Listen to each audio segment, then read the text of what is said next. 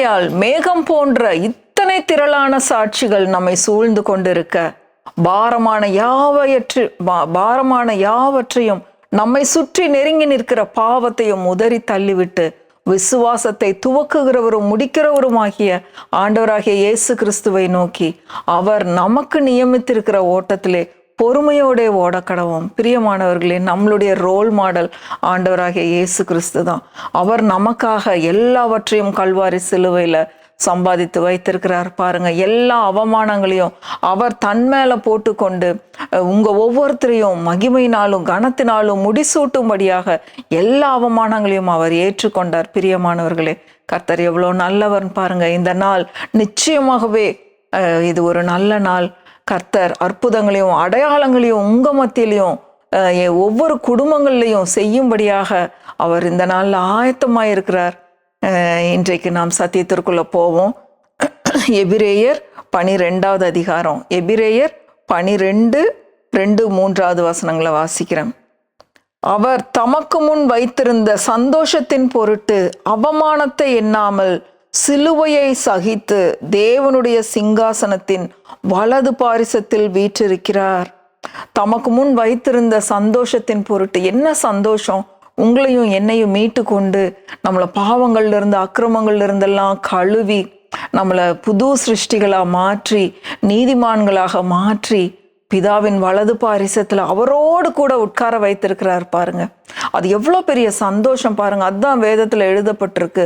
மனம் திரும்புகிற ஒரு பாவிய நிமித்தம் பரலோகத்துல மிகுந்த சந்தோஷம் உண்டாயிருக்கான். அப்ப எத்தனை இந்த மொத்த உலகத்தையும் ரட்சிக்கிறதுக்கு அவருக்கு எவ்வளவு சந்தோஷம் பாருங்களேன். அத்தனை பெரிய மொத்த உலகத்துக்காகவும் அவர் சிலுவையில தன்னுடைய உயிரை கொடுத்தாரு பாருங்க. ஒரே ஒருத்தர், எப்படி ஒரு ஆதாம்னால மொத்த உலகமும் பாவத்துக்குள்ள விழுந்துச்சோ, அந்த ஒரே நீதிமான் நிமித்தமாக, ஒரு தெய்வ குமாரனின் நிமித்தமாக முழு உலகமும் ரட்சிப்படைய வேண்டும் என்பதற்காக, பாவ மன்னிப்பை பெற்றுக்கொள்ளணும், இன்னும் எல்லா ஆசீர்வாதங்களையும் வாழ்க்கையில பெற்றுக்கொள்ளணுங்கிறதுக்காக அவர் நீதிபரராகிய இயேசு கிறிஸ்து நமக்காக பாவமானார் பாருங்க. எனக்காக பாவமானார்.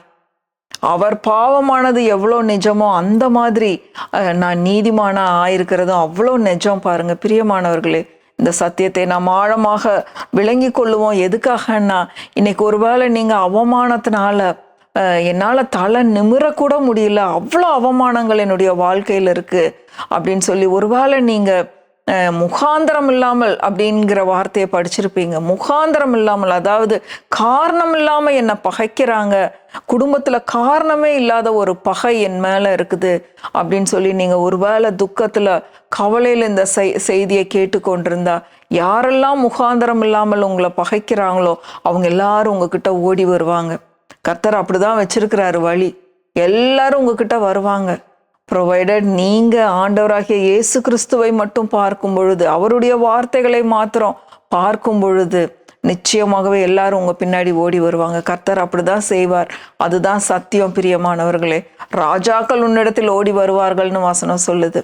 இப்போ சங்கீதம் 69 நம்ம பார்க்கலாம். சங்கீதம் 69:4 பாருங்க. நிமித்தம் இல்லாமல் என்னை பகைக்கிறவர்கள் என் தலைமயிரிலும் அதிகமாயிருக்கிறார்கள்.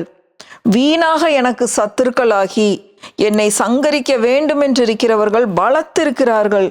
நான் எடுத்து கொள்ளாததை நான் கொடுக்க வேண்டியதாயிற்று. இது உதாரணத்துக்கு இந்த வசனத்தை எடுத்திருக்கிறேன். எப்படி காரணம் இல்லாம பகைக்கிறாங்க, முகாந்திரம் இல்லாமல் பகைக்கிறாங்க, நிமித்தம் இல்லாமல் எந்த ஒரு ரீசனுமே இல்லாம பகைக்கிறாங்களாம், வீணாக சத்துருக்கள் ஆகிறாங்களாம். இவர் எடுத்து கொள்ளாததை நான் கொடுக்க வேண்டியதா இருக்கு அப்படின்னு சொல்லி சங்கீதக்காரன் சொல்றாரு பாருங்க. இப்படியாக நிமித்தம் இல்லாமல் என்னை பகைக்கிறவர்கள் பெருகி இருக்கிறாங்க.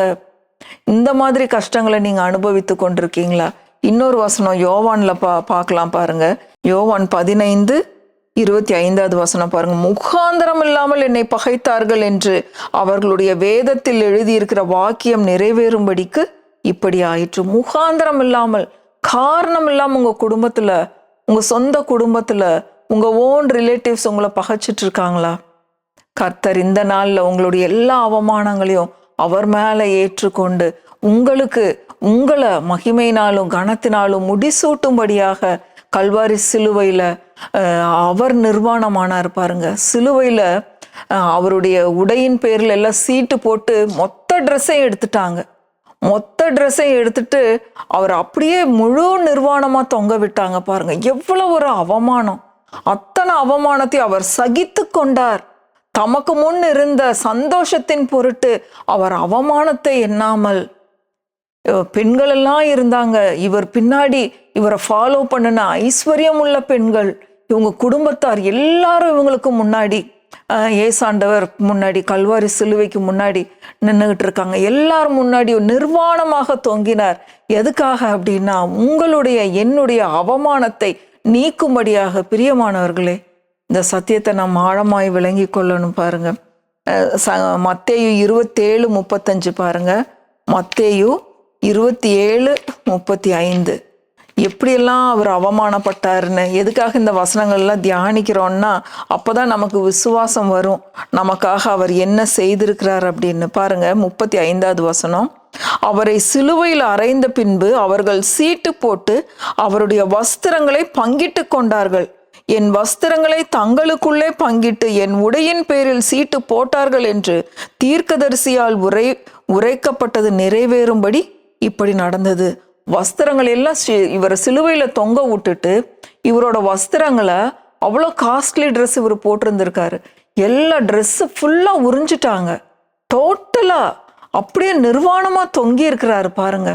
எதுக்காக அவர் நிர்வாணமாக தொங்கணும்? பிரியமானவர்களே, இன்றைக்கு உங்களுடைய அவமானத்தை நினைச்சு உங்களுடைய குடும்பத்தார் மத்தியில நீங்க படுகிற வேதனைகள் முகாந்திரம் இல்லாமல் உங்களை பகைக்கிறது, காரணம் இல்லாமல் நிமித்தம் இல்லாமல் உங்களை பகைத்து கொண்டிருக்காங்களா? அத்தனையும் நீக்கி உங்களை மகிமையினாலும் கனத்தினாலும் முடிசூட்டும்படியாக இப்படி அவர் நிர்வாணமானார். உங்களுக்கு இப்பமாவது நம்பிக்கை வருதா இந்த வார்த்தையை படிக்கும் பொழுது? நம்மளுடைய அவமானம், நம்மளுடைய நிர்வாணம், நம்மளுடைய கடன் கஷ்டங்கள் எல்லாம் அவர் மேல போயிருச்சு. அவர் மேல இருந்த அந்த தெய்வ குமாரனுக்குரிய ஆசீர்வாதங்கள், சந்தோஷம், சமாதானம், நிம்மதி, மகிமை, அவருடைய மகிமைய நமக்கு கொடுக்கும்படியாக, மகிமையினாலும் கனத்தினாலும் நம்மளை முடிசூட்டும்படியாக அவர் நிர்வாணமாக வேண்டி இருந்தது. பிரியமானவர்களே, கர்த்தர் எவ்வளோ நல்லவன் பாருங்க. நமக்காக யாராவது ஒருத்தர் நிர்வாணம் ஆவாங்களா? வேண்டவே வேண்டான்ட்டு ஓடிடுவாங்க. ஆனால் கர்த்தர் உங்களுக்காகவும் எனக்காகவும் அவர் நிர்வாணமாய் தொங்கினார் பாருங்க. முதல்ல அவங்க குடும்பத்தார் அவரை நம்பவே இல்லை பாருங்க. யோவான் 7வது அதிகாரம் 3-5.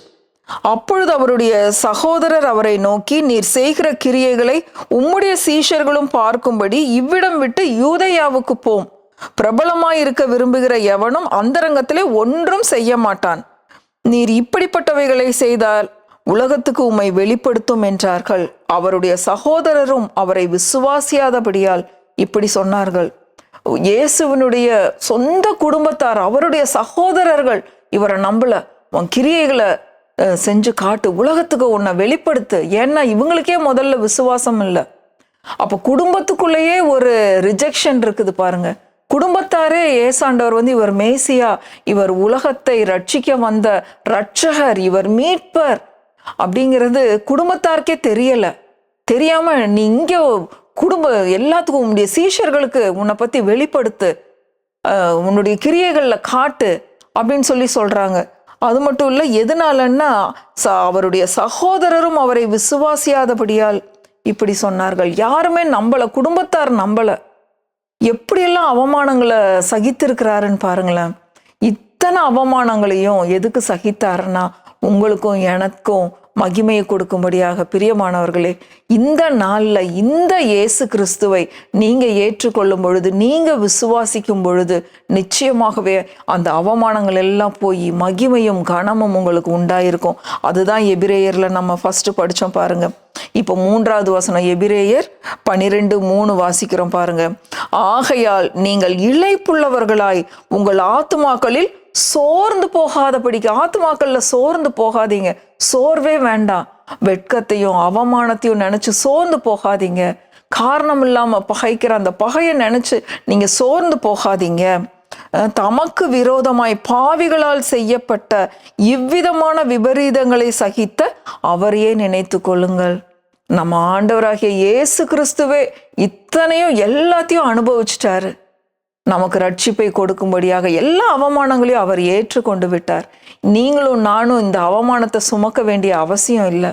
இந்த வசனங்களை விசுவாசித்த ஆண்டவரே, எனக்காக எல்லா அவமானங்களையும் நீங்க ஏற்றுக்கொண்டீங்க, உங்க சரீரத்துல ஏற்றுக்கொண்டு எனக்காக நீங்க நிர்வாணம் ஆயிட்டீங்க. இப்போ நான் அவமானப்பட வேண்டிய அவசியமே இல்லை, இந்த வார்த்தைகளை நான் விசுவாசிக்கிறேன் அப்படின்னு சொல்லி நீங்க விசுவாசிக்கும் போது பாருங்க, இவ்விதமான விபரீதங்களை சகித்த அவரையே நினைத்து கொள்ளுங்கள். பாவத்திற்கு விரோதமாய் போராடுகிறதில் ரத்தம் சிந்தப்படத்தக்கதாக நீங்கள் இன்னும் எதிர்த்து நிற்கவில்லையே. இயேசு கிறிஸ்து ரத்தம் சிந்தினார், நம்ம அந்த மாதிரி கஷ்டங்கள் எல்லாம் படலையே. எல்லாத்தையும் அவர் பட்டு அனுபவிச்சிட்டார். நீங்களும் நானும் நிம்மதியா இருக்கும்படியாக அவருடைய மகிமை கனத்தையும் நமக்கு கொடுத்திருக்கிறாரு. இன்றைக்கு கர்த்தாவே, உங்களுடைய மகிமை என் மேல வந்திருக்கு, உங்க ரட்சிப்பை எனக்கு கொடுத்துருக்கீங்க, நான் நீதிமான், நான் புது சிருஷ்டி, எனக்கு எந்த அவமானமும் கிடையாதுன்னு வாயை திறந்து நீங்க சொல்லும் பொழுது எல்லா அவமானங்கள்ல இருந்தும் நீங்க வெளியே வந்து உங்க குடும்பம் மகிமையினாலும் கனத்தினாலும் நீங்க முடிசூட்டப்படுறத நிச்சயமாய் அனுபவிப்பீர்கள் பிரியமானவர்களே. ஏன்னா எல்லாவற்றையும் அவர் செய்து முடித்து விட்டார்.